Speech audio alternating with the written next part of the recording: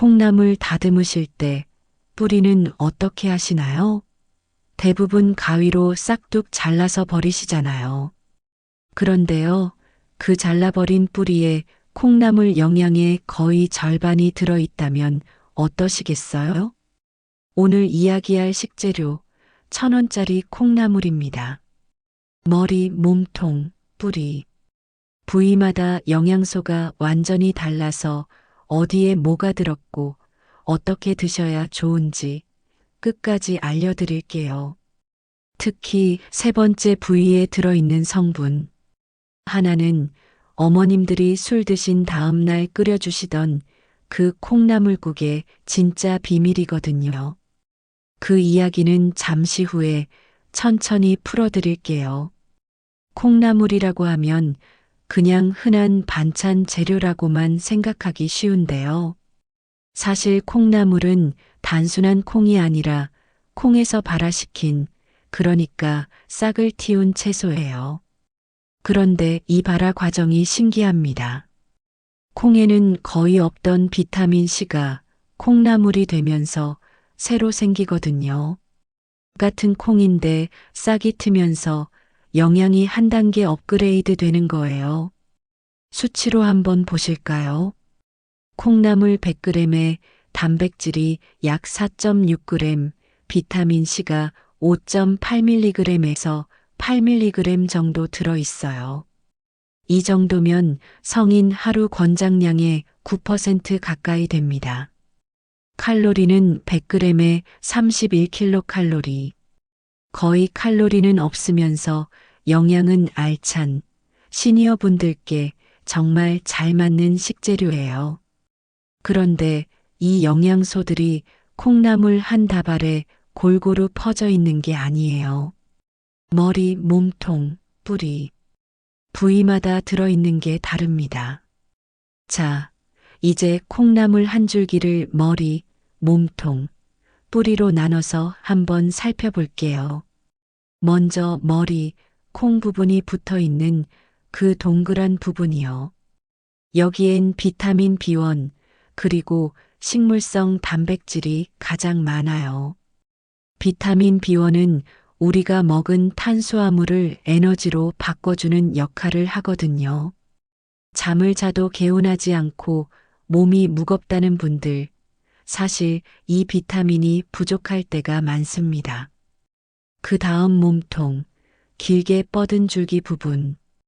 여기엔 비타민 C와 식이섬유가 풍부해요. 면역력 챙기고 장 건강 관리하는데 핵심 역할을 하는 곳이죠. 우리가 콩나물을 먹을 때 가장 많이 입에 들어가는 부분이기도 해요. 그리고 마지막, 뿌리입니다. 가위로 자주 잘라버리시는 그 부분이요. 사실 여기에 콩나물의 진짜 보물이 숨어 있어요. 숙취 해소 성분으로 유명한 아스파라긴산, 그리고 식물성 에스트로겐 역할을 하는 이소플라본. 이 두 가지가 다른 부위보다 뿌리에 가장 많이 들어 있습니다. 수치로 보면 더 놀라요. 이소플라본이 뿌리는 1g당 약 4mg 가까이 들어 있는데 몸통은 2.4mg 정도밖에 안 돼요. 거의 2배 차이인 거죠.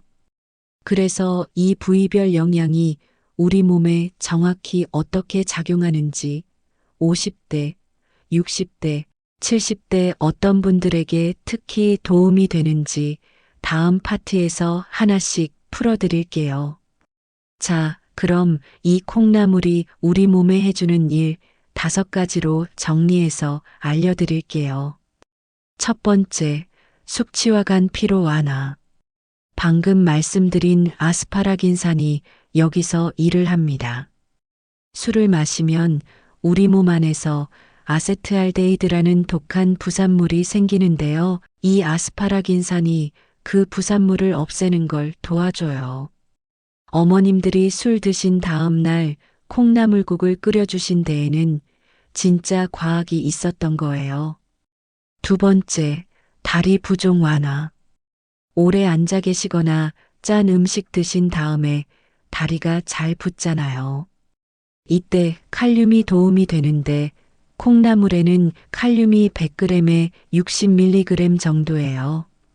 다른 잎채소처럼 너무 많지도 않고 또 너무 적지도 않은. 그러니까 부종 잡으면서도 부담은 적은 좋은 균형이 잡혀 있어요. 세 번째, 만성 피로 회복입니다. 머리 부분에 풍부한 비타민 B1이 우리 몸의 에너지 생산을 돕거든요.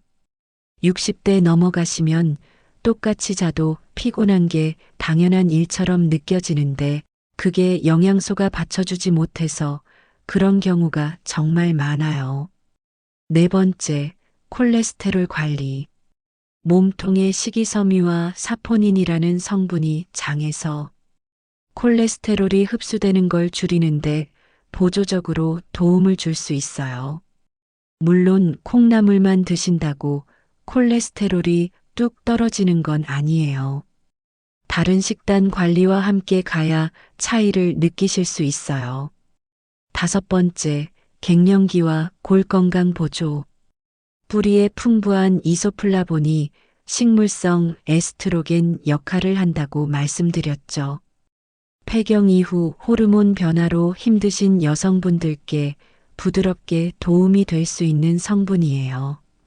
다만 이건 콩나물 단독으로 효과를 내는 게 아니라 일상 식단에 꾸준히 들어가야 의미가 있다는 점 꼭 기억해 주세요.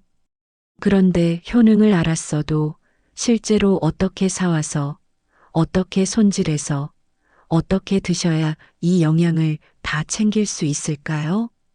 가장 실용적인 부분 바로 알려드릴게요. 먼저 손질이요. 가장 중요한 한 가지만 기억하세요. 뿌리 자르지 마세요. 검게 변한 잔뿌리만 살짝 다듬어 주시면 돼요. 오늘부터 이 한 가지만 바꿔도 콩나물의 영양을 절반은 더 챙기시는 셈입니다. 씻으실 때는 흐르는 물에 가볍게요. 오래 물에 담가두면 비타민C 같은 수용성 영양소가 빠져나가거든요. 짧고 깔끔하게 씻는 게 영양을 지키는 비결이에요. 조리법도 부위별로 잘 맞는 게 따로 있어요. 콩나물국은요, 아스파라긴산이 국물에 잘 우러나서 숙취나 해장에 가장 좋아요. 회식 다음날 가족이 끓여주시면 진짜 효과를 보실 수 있어요. 데쳐서 무침으로 드실 땐 30초 이내로 짧게 데치고 바로 찬물에 헹궈주세요. 오래 데치면 비타민C가 거의 다 사라져버려서 영양면에선 손해가 큽니다. 콩나물밥은 또 어떻고요? 머리에 단백질과 비타민 B1, 몸통에 식이섬유를 한 그릇에 다 챙길 수 있는 시니어분들. 한 끼 식사로 정말 좋은 메뉴예요. 권장량은 한 끼에 한 줌, 그러니까 50g에서 100g 정도가 적당하고요. 매일 드셔도 괜찮습니다. 보관은 검은 봉지나 빛이 들지 않는 용기에 냉장고 안에 두시고 3일에서 4일 안에는 다 드시는 게 좋아요. 여기까지가 콩나물의 좋은 점들이었는데요. 그런데 콩나물이라고 누구에게나 무조건 좋은 건 또 아니에요. 약 드시는 분, 갑상선 검진 받으신 분은 잠깐 멈추고 들어주세요. 먼저 갑상선 약, 그러니까 레보티록신 같은 약을 드시는 분이요. 콩식품이 갑상선 호르몬의 흡수를 줄일 수 있다는 보고가 있어요. 그래서 약 드신 다음에 적어도 4시간은 지난 후에 콩나물을 드시는 게 안전합니다. 복용 시간만 잘 맞추시면 평소처럼 즐기실 수 있어요. 두 번째, 만성 콩팥병이 있으신 분이요. 콩나물 자체는 칼륨이 낮은 편인 채소이긴 한데요. 그래도 모든 채소는 데친물을 한번 버리고 드시는 게 원칙이에요. 신장이 정상이신 분들은 평소대로 드셔도 전혀 문제 없습니다. 세 번째, 통풍이 있으신 분이요. 발작이 와 있는 시기엔 콩 식품을 잠깐 자제하시는 게 좋아요. 콩나물은 발화 과정에서 단백질이 분해되어서 일반 콩보다는 부담이 적지만 안정기에 접어드신 다음에 양을 조절해서 드시는 게 안전합니다. 오늘 말씀드린 건 일반적인 식품 정보예요. 약 드시는 분은 꼭 주치의나 약사 선생님께 한 번 더 여쭤봐 주세요. 자, 처음에 제가 여쭤봤죠. 콩나물 뿌리 어떻게 하시냐고요. 잘라서 버리던 그 뿌리에 우리 몸에 가장 도움이 되는 성분들이 가장 많이 들어 있었습니다. 결국 콩나물이 우리에게 알려주는 건 이런 거예요. 가장 흔하고 가장 싸고 매일 보던 그 식재료 안에 영양제로 따로 사 먹어야 할 만한 성분들이 이미 다 들어있다는 것. 다만 우리가 그동안 모르고 절반은 버려왔을 뿐이에요. 오늘 저녁부터는 콩나물 손질하실 때 뿌리는 그대로 두시고 검게 변한 잔뿌리만 살짝 다듬어 보세요. 한 끼 분량이지만 한 달이면 차이가 느껴지실 거예요. 저도 앞으로 이런 정보를 계속 찾아올게요. 이 영상이 도움되셨다면 어머님, 아버님, 배우자분께도 보여드려 주시고요. 좋아요와 구독, 더 좋은 정보를 만드는 힘이 됩니다.